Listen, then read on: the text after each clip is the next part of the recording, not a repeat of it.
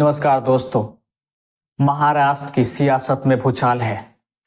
युग है सुनामी कहना भी कोई गलत नहीं होगा, क्योंकि देश की पूरा मीडिया और जनता यही जानने के लिए उत्सुक है कि महाराष्ट्र का अगला मुख्यमंत्री कौन होगा। इसके लिए तीन नाम जो काफी चर्चा का विषय बना हुआ है वो है देवेंद्र फडणवीस, एकनाथ शिंदे और अजीत पवार। उसमें से एक नाम अजीत पवार है। इनके बारे में कुछ रोचक बातें के बारे में बात करते हैं और उसकी कुछ किस्से जो ताजा करते हैं। सबसे पहले बात करते हैं तो अजीत पवार पूर्व मुख्यमंत्री शरद पवार के भतीजे हैं। अजीत पवार का जन्म 22 जुलाई 1959 ईस्वी अहमदनगर जिले के देवलाली परवल में हुआ था। वो दो भाई हैं। बड़े भाई का नाम श्रीनिवास पवार है। दोनों भाई का बचपन गांव में गुजरा और उनके पिता अंतरराव पवार और माता आशा पवार है। बचपन में स्कूली शिक्षा दोनों भाई साथ साथ स्थानीय स्कूल में अपने मां के साथ रहकर किया और वहीं उनके पिता दो भाई हैं, एक शरद पवार और अंतरराव पवार। शरद पवार यूं ही अपने जीवन का उजाला यूं कहते चमक और संघर्ष राजनीतिक की ओर मोड़ दिया और बम्बई की तरफ रुख किया। वहीं उसके पिता भी बम्बई के तरफ रुख किया, लेकिन वो फिल्म इंडस्ट्री के तरफ अपना भाग्य आजमाना शुरू कर दिया और जाने माने डायरेक्टर के साथ काम करना शुरू कर दिया और एक सहायक डायरेक्टर बन जाते हैं। तो वही उनकी चाचा राजनीतिक गलियारों में कदम दर कदम आगे बढ़ने लगते हैं। अपने मां के साथ रहते हुए उन्होंने स्कूली शिक्षा प्राप्त की और 12वीं तक शिक्षा प्राप्त करने के बाद कॉलेज में ग्रेजुएट के लिए नामांकन करवा लेता है।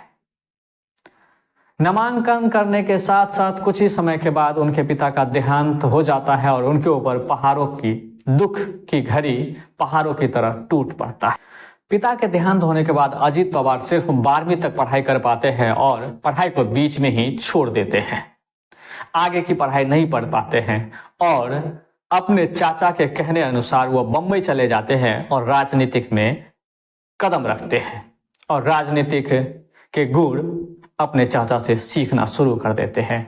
वहीं इनके भाई श्रीनिवास पवार बिजनेस की दुनिया में काम करना शुरू कर देते हैं।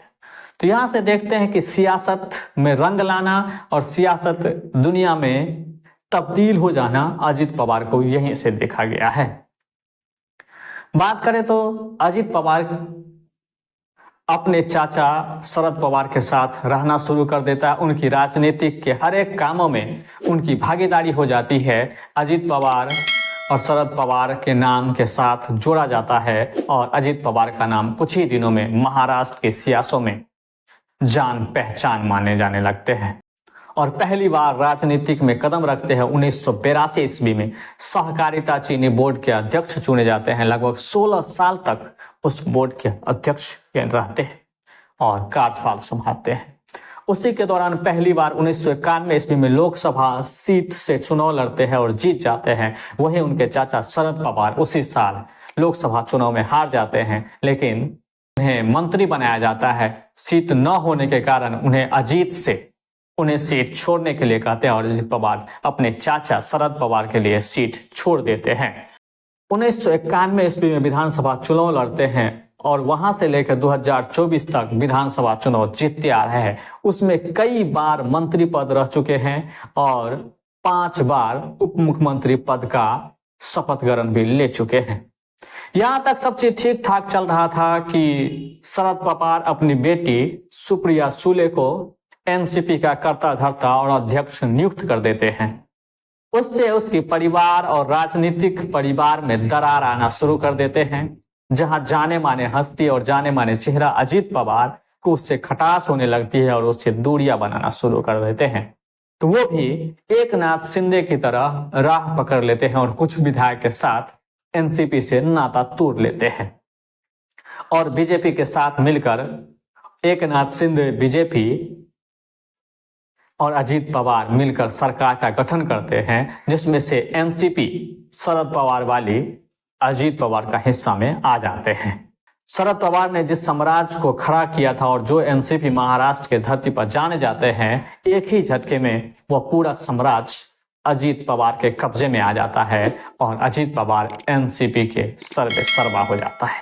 बात करें तो अजीत पवार के भाई श्रीनिवास एक अच्छे खासे और नामचीन बिजनेसमैन है और वहीं सिर्फ 12वीं तक पढ़े लिखे अजीत पवार राजनीतिक में, महाराष्ट्र की राजनीतिक में एक छाप है और 5 बार उप मुख्यमंत्री भी बन चुके हैं और सियासी में उनका कद, मान और सम्मान आगे भी बढ़ रहा है।